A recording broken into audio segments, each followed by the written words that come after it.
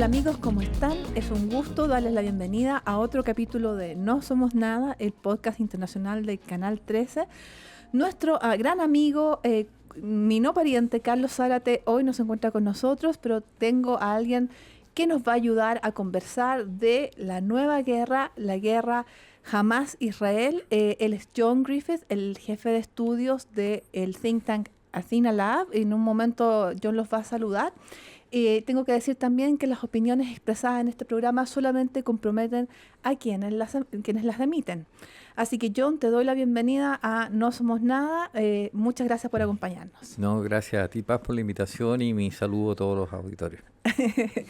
Bueno, John, este es un capítulo especial porque nosotros generalmente con Carlos tratamos 3 temas por semana, pero esta semana hay un solo tema. Y este tema es la nueva guerra que nos preocupa, la guerra entre Hamás e Israel. Y yo creo que es importante caracterizarla como una guerra distinta, por ejemplo, de la guerra en Ucrania, que es una guerra convencional entre 2 estados con 2 ejércitos, ¿verdad? En cambio, esto se trata de una guerra no convencional porque de un lado está Israel y del otro lado hay 3 movimientos terroristas. ¿Cómo la ves tú, el marco general de esta guerra? Muy buena pregunta, Paz. Yo creo que el marco general de esta guerra se circunscribe además, yendo de lo general a lo particular, es que estamos en un orden internacional en transición. Y esto no es una definición académica ni mucho menos, sino que lo que ocurre es que cuando el escenario internacional está en un orden internacional en transición, la historia nos demuestra que los conflictos aumentan exponencialmente. Entonces hoy día tenemos un conflicto, como tú muy bien lo mencionas, en Ucrania, se ha abierto otro en el Medio Oriente y no es posible descartar otros focos internacionales donde emerjan nuevos conflictos y guerras, porque lamentablemente, lo repetimos nuevamente, cuando este orden está en transición, el nivel de conflictividad aumenta. ¿Y por qué aumenta? Porque actores medianos tienden a modificar el statu quo y las cuotas de poder. Entonces tienden a buscar un posicionamiento que en este orden internacional los deje mejor posicionados de acuerdo a sus respectivos intereses. O aprovecharse también de que la atención se encuentra en un foco y para modificar otro foco. Exactamente. Y ellos van apreciando cómo se reacomodan, por así decirlo, mejor en este escenario internacional para quedar en una situación de poder mejor al final del día. Ahora, habiendo dicho eso, y concuerdo plenamente contigo, a pesar de que ambas son guerras, una guerra de Ucrania que está en pleno desarrollo, desatada por una invasión de un estado a otro, que desde la perspectiva legal no hay ninguna duda que fue un ataque armado, es mucho más tradicional, más clásica. Aquí estamos en presencia de una guerra híbrida, porque este es un ataque de un grupo terrorista como Hamás, que hace a una nación soberana, y empleando técnicas y tácticas de guerra asimétrica e híbrida. Para que nos entiendan las personas que no necesariamente están relacionadas con estos términos, es la estrategia del débil contra el fuerte. Como yo sé que estoy en una posición de debilidad, no me puedo oponer a ti en forma tradicional, sin embargo desarrollo técnicas especiales asimétricas para poder golpearte, poder degradar tu poder permanentemente. ¿A través de qué? Y aquí aparece el terrorismo como una técnica, como una forma, como un mecanismo de afectar del débil al fuerte.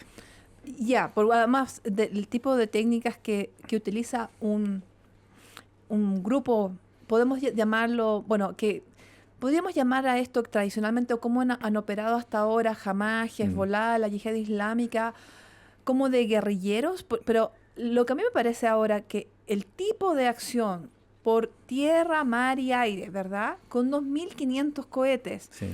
Quizá esto ya no se trata tanto de un grupo que es tan débil, porque esto tiene que haber tomado muchos años de preparación y además un mecanismo bastante avanzado para mover 2.500 cohetes desde fuera de la Franja de Gaza a la Franja de Gaza, posiblemente por túneles, porque hay que pensar que esto no es un terrorismo de llegar y poner una bomba, que eso también se ha hecho.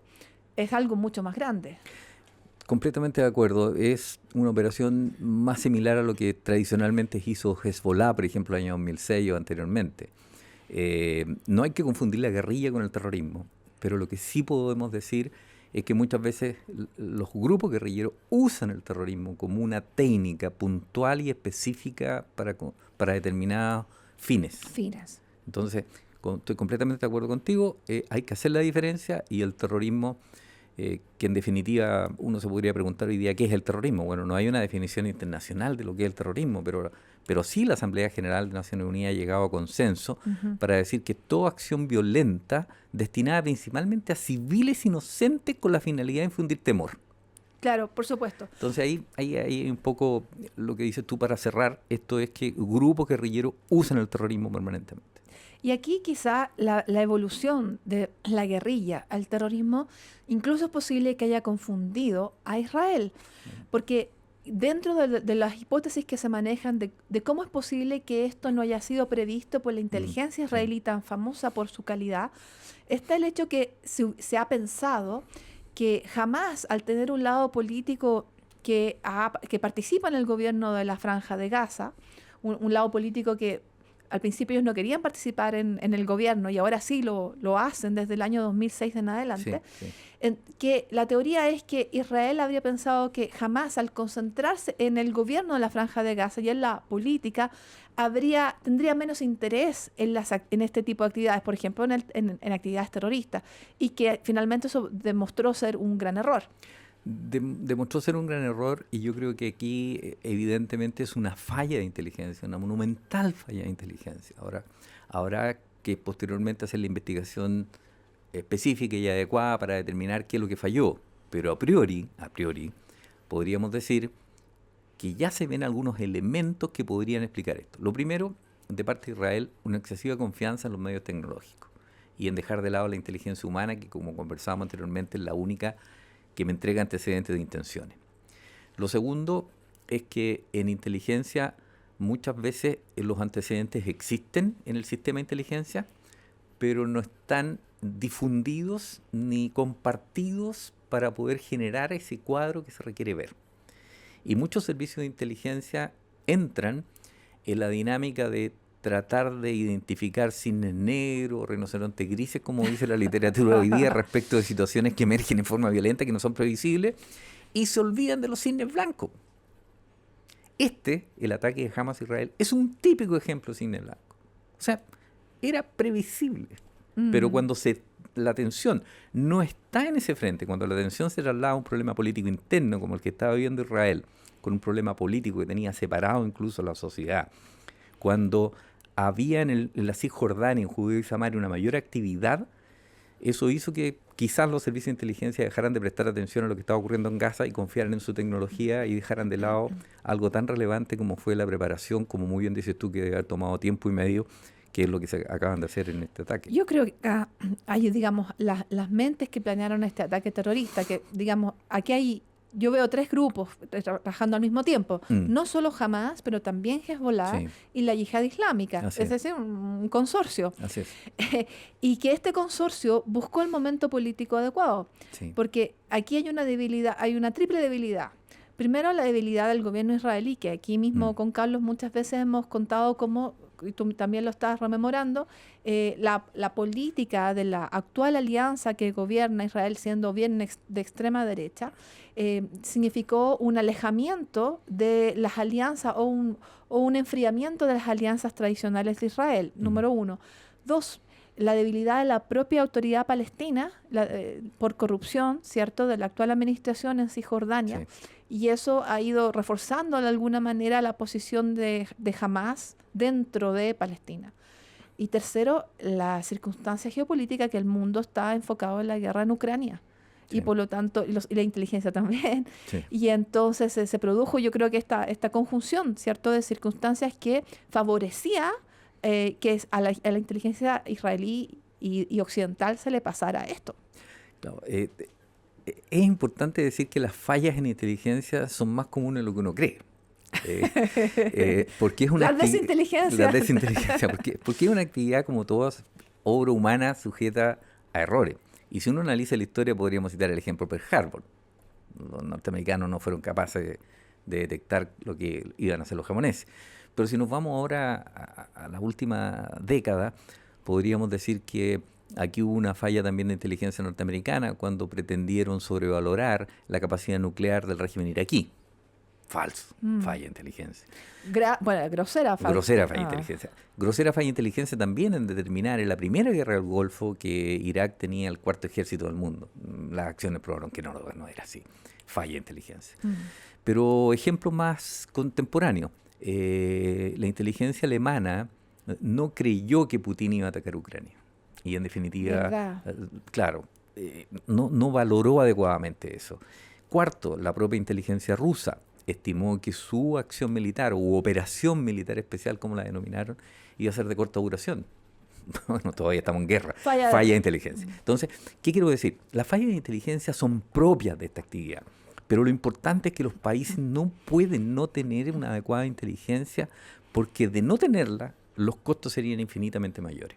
Así es. Y yo creo que esa es una tremenda lección. Ahora, tomando lo que decías tú respecto de la colaboración entre Hezbollah, que es chía, ¿cierto? Es de la facción más chía del mundo musulmán, y Hamas, que es más suní, ello no ha impedido los niveles de cooperación.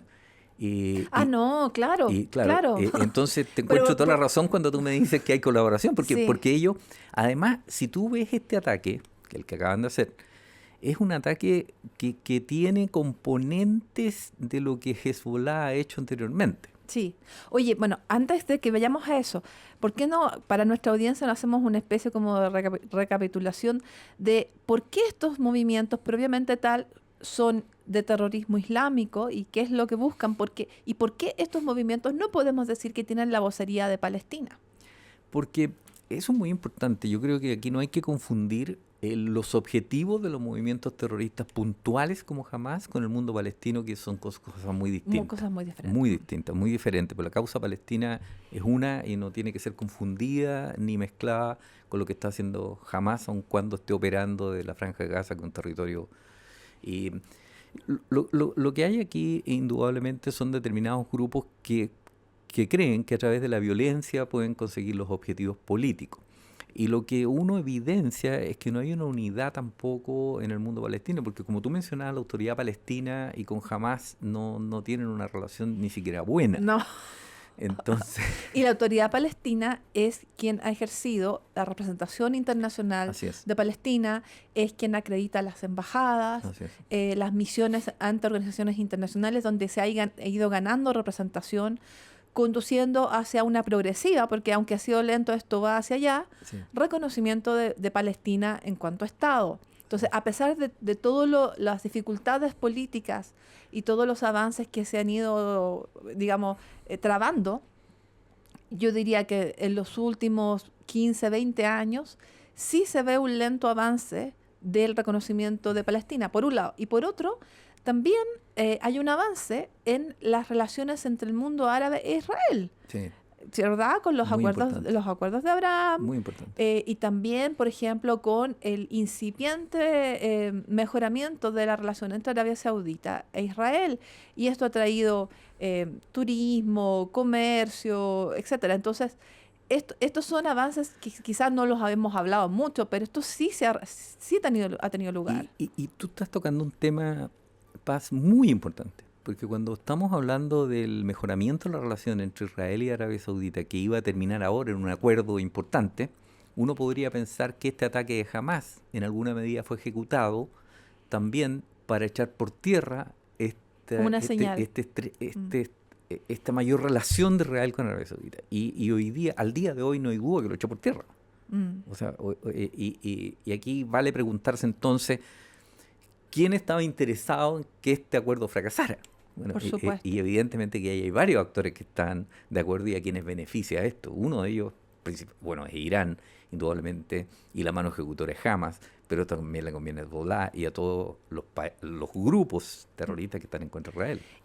A ver, estos grupos que hemos mencionado, la Yihad Islámica, Hezbollah y Hamas, ellos no solamente digamos, ellos no admiten que Israel exista, ¿verdad? Así está, sino en su que además, declaración de principio. Claro, además de buscar la destrucción de Israel, como ellos son islamistas fundamentalistas, entonces ellos tampoco les interesan los cristianos. No. Es decir, ellos lo que buscan es el imperio de la ley islámica, Sí. De la misma forma, por ejemplo, que ISIS o Daesh, ¿cómo se llama?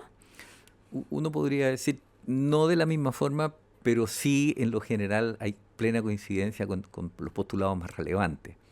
Y aquí hay una situación basal no es que favorezca, pero una situación basal que permite que estos grupos tengan esta agenda.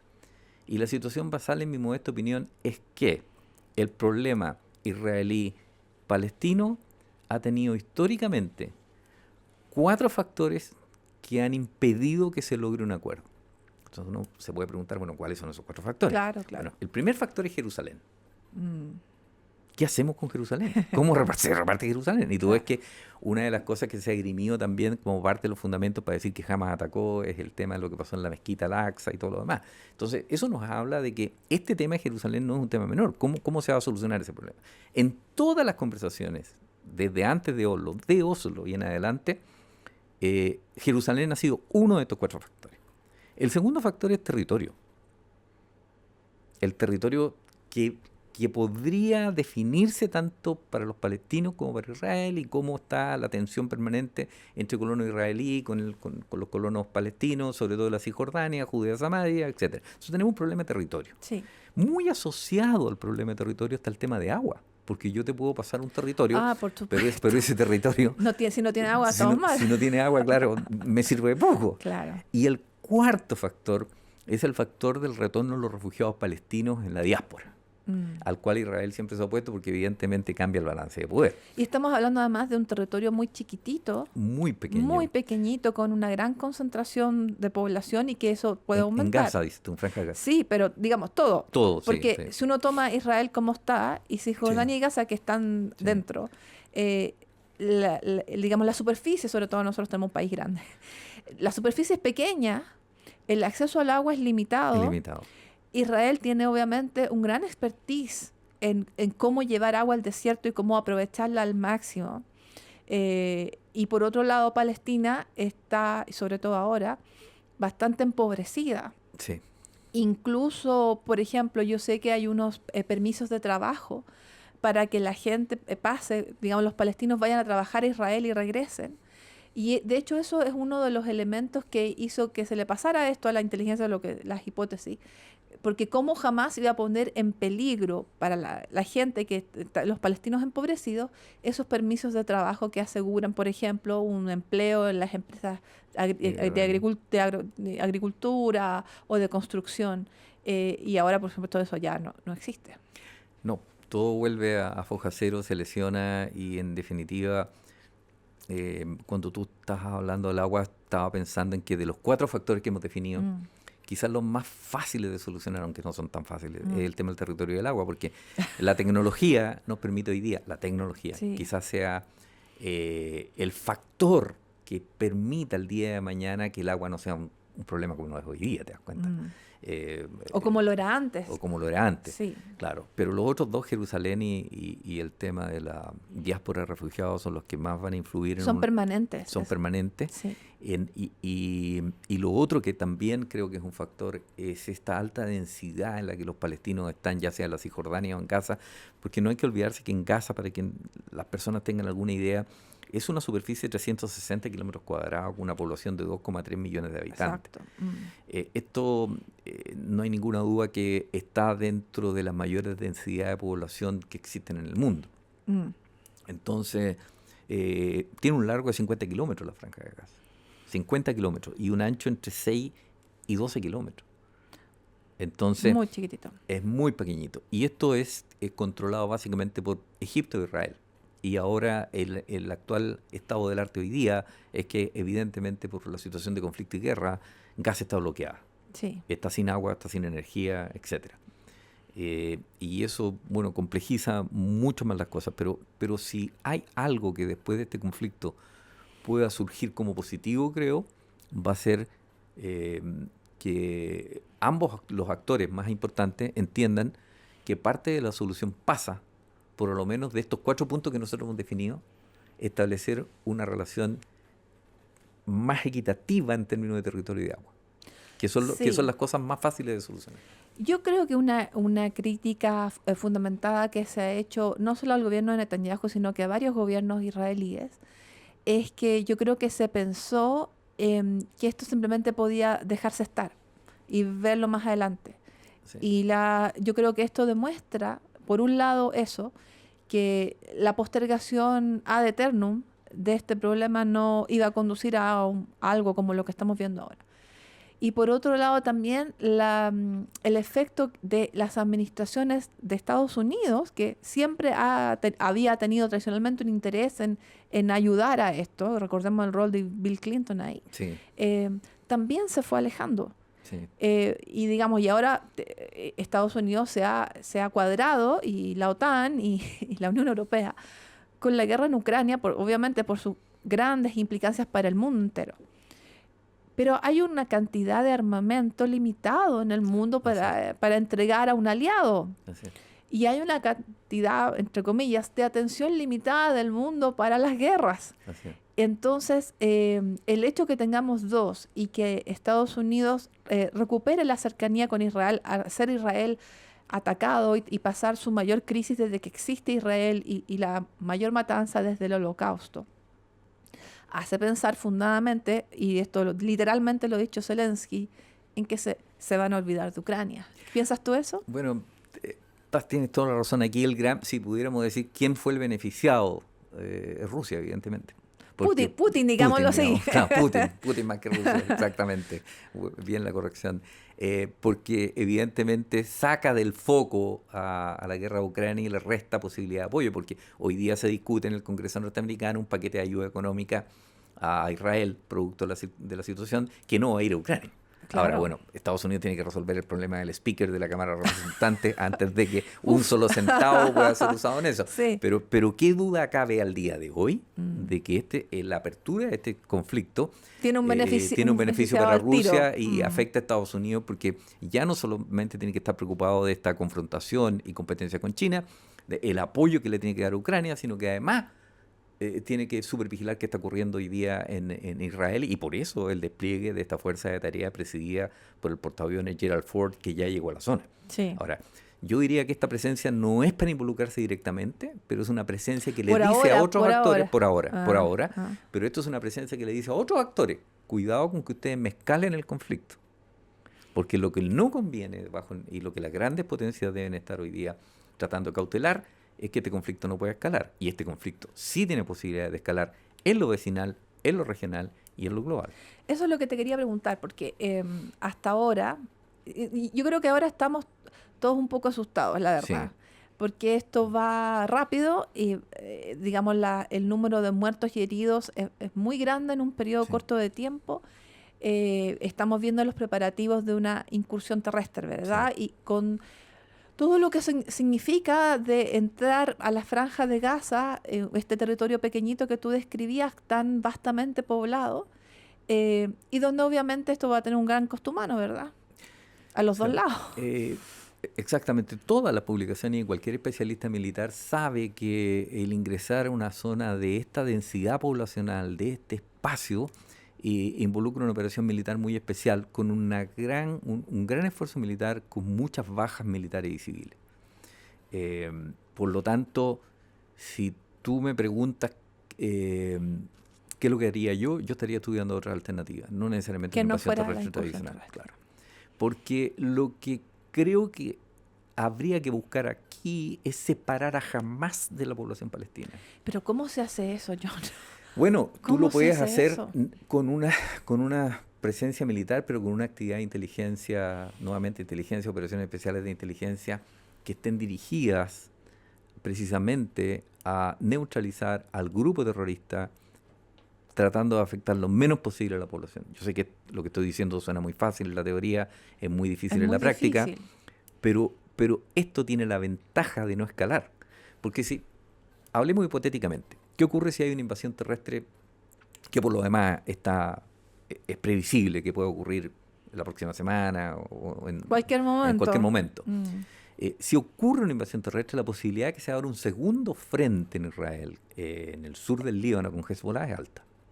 La posibilidad de que incluso en la Cisjordania se produzcan elementos Sí, por es otra. supuesto. Entonces Sí. ahí entonces, Es demasiado grande. es demasiado grande. Entonces, los planificadores, yo creo que hoy día están en esta dicotomía de decir, por un lado, yo tengo que accionar, tengo que demostrar que estoy reaccionando, y el nivel político israelí, el gobierno de Netanyahu está pensando, yo tengo que reaccionar, tengo que hacer una acción de fuerza. Pero al mismo tiempo tiene que estar sopesando muy bien que esa acción de fuerza, sea No una le acción de abra fuerza, otro no le frente. abre otro frente. Entonces, en esta dinámica, en esta ecuación, ¿qué es lo que voy a privilegiar? Yo mantendría muy en equilibrio la posibilidad de no escalar con la posibilidad de hacer en Gaza cosas muy quirúrgicas Mm. para afectar al grupo terrorista fundamentalmente, Y, que no es lo, el y responsable minimizar del tema, la y afectación de los minimizar el civiles. daño colateral. Dime una cosa. Cuando el jefe del ejército israelí Ujú, dice, o fue Netanyahu que dijo, le diría a la gente de Gaza que salga, porque ujú, nosotros vamos a entrar. ujú. ¿Para dónde van a salir si la frontera está cerrada? Claro, está Honestamente. sellada, claro. Bueno, Y Egipto no la va a abrir, porque si quisiera abrirla ya la habría abierto. claro, claro. Bueno, No hay para dónde escapar, no, ni y, para el mar. O sea, ¿qué quedan esos túneles? no, y de 2.300.000 personas que están al interior de la Franja de Gaza, ya hoy día hay una cantidad de desplazados al interior de Gaza de alrededor de 400.000. Entonces no es realista, ¿verdad? No, No es realista, esa gente no no, tiene dónde ir. no. Yo creo que cuando ocurren este tipo de conflictos hay que decodificar los mensajes. Yo creo que el nivel político siempre está obligado a dar algunos mensajes para una señal, sobre todo para el frente interno, pero en el situation room, por así decirlo, en donde se toman las decisiones, Yo creo que eso todas estas cosas están siendo analizadas porque al final del día el uso de la fuerza es para conseguir un objetivo político.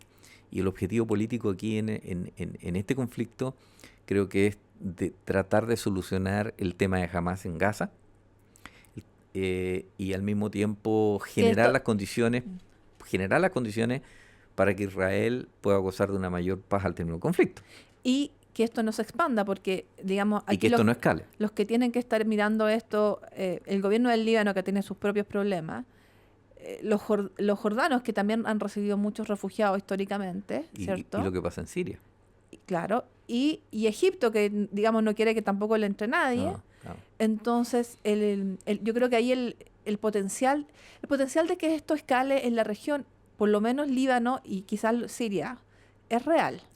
Es real, yo diría, y una cosa que me permito mencionar que pueda jugar en contra de que escale en Hezbollah, aun cuando la posibilidad es alta. Pero no olvidemos que Hezbollah es un grupo que ha estado durante los 10 últimos años en conflicto. Sí. Ha perdido mucha gente, Mm. muchos cuadros, ha perdido mucho material. Su economía, sus arcas fiscales no creo que estén muy buenas en el tema. Entonces, abrir este frente le significa un nuevo ejercicio importante donde va a tener un detrimento importante de cuadros y material. A menos que lleguen nuevos auspiciadores. A menos que lleguen nuevos auspiciadores o bien que, y aquí está la posibilidad de escalar, como ya ha anunciado Irán, articular algunas facciones que están en Siria e incluso, como ya se han anunciado algunas facciones que están más hacia el este todavía, en Afganistán y Pakistán, que están dispuestas a concurrir si esto escala. Entonces, de allí que la posibilidad de que esto escale es real, Ujú. y no es escalar en el nivel vecinal necesariamente, sino que podemos pasar rápidamente de un conflicto localizado a un conflicto regional y quizá un poquito más global, dada la presencia de Irán e influencia de Irán en la región. Oye, John, nos queda poco tiempo porque digamos, Cronos es un tirano, Pasó como muy dice rápido. nuestro amigo Carlos Zarate, pero en 30 segundos, John, América Latina, ¿cómo tiene que mirar esto? Fuera de que obviamente esto nos impacta al punto de vista humano, ¿esto tiene algún tipo de reverberancia en nuestra región? Yo creo que, primero que nada, voy a partir por lo más fácil. Reverberancia económica, definitivamente sí. El precio del petróleo creo que hoy día es el principal factor que va a afectar a nuestras economías, sobre todo cuando ya algunos países del Golfo anunciaron que no van a aumentar su producción y que están interesados en que el barril se mantenga alrededor de los $100 por barril. Entonces, económicas definitivamente. Por ese lado, ya. Por ese lado. Pero dejando de lado esa dimensión, es evidente que la dimensión de seguridad nos debe preocupar. Y los estados de la región debemos analizar qué influencia externa hoy día está presente en nuestra región Del terrorismo islámico. del terrorismo islámico. ¿Cuál es la actividad que puedan estar teniendo hoy día este tipo de organizaciones terroristas en nuestra región. Y para eso se requiere que los estados estén muy bien dotados de una arquitectura de seguridad y de organismos de inteligencia que puedan advertir oportunamente estos fenómenos. Lo que no puede ocurrir, yo creo que esta es la principal lección para Chile, es que Chile, dado su posicionamiento global, dado lo que es como país, dado su nivel de desarrollo, su nivel de institucionalidad, no se haya dotado a la fecha de una arquitectura de seguridad nacional robusta, ni de un sistema de inteligencia adecuado para poder enfrentar los desafíos del siglo XXI. Ese es un temazo. Es un temazo. Es un temazo. Vamos a tener que invitarte, yo creo, otra vez para conversar contigo solo del tema de la arquitectura de seguridad Encantado, y de Juan. inteligencia para nuestro país y para nuestra región respecto al terrorismo islámico que tiene presencia en nuestra zona. Cuando John, quiera. muchas gracias por venir y acompañarnos en este capítulo especial de No Somos Nada sobre la guerra Hamás-Israel, que lamentablemente creo que seguiremos hablando bastante de eso. Le enviamos un saludo a nuestro amigo Carlos Zárate y a todos nuestros auditores y los esperamos la próxima semana en otro capítulo de No Somos Nada. Gracias a ti por la invitación.